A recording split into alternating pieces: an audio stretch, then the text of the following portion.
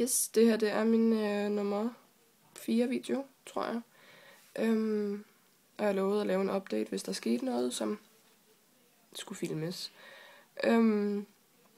Ja, det der skete, det er, at jeg begynder at fælde nu, og den havde jeg lidt set komme, så det er ikke noget, der sådan kommer som sådan et kæmpe chok for mig.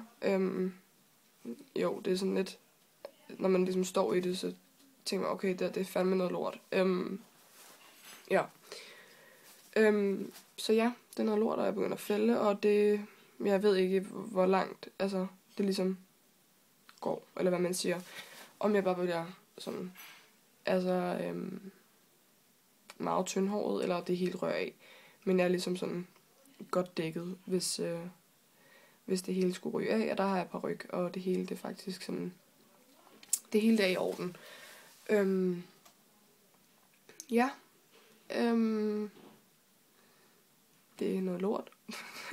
Jeg ved ikke rigtig, hvad jeg så meget sådan skal sige om det. Ja. Jeg havde jo lidt sådan der vendt mig til tanken om, at en eller anden dag, så skal jeg smide det. Jeg havde godt nok ikke regnet med, at det skulle være sådan nu. Men man kan ikke rigtig sådan endnu se, at jeg har smidt noget. Sådan.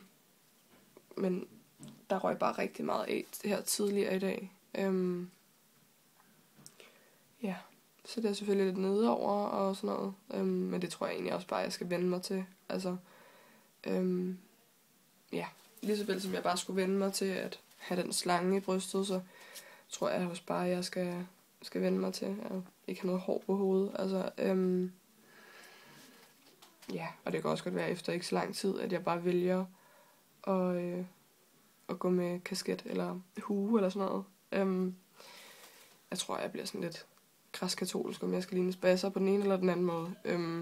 Ja. Så det var faktisk bare det. Jeg gider ikke trække så meget tid. Ja. Jeg laver en ny video næste torsdag, når jeg skal til kemo. Og jeg vil den her gang prøve at se, om jeg kan få det skide kamera med ind, og om jeg kan prøve at huske det. Yes, I må have en god dag.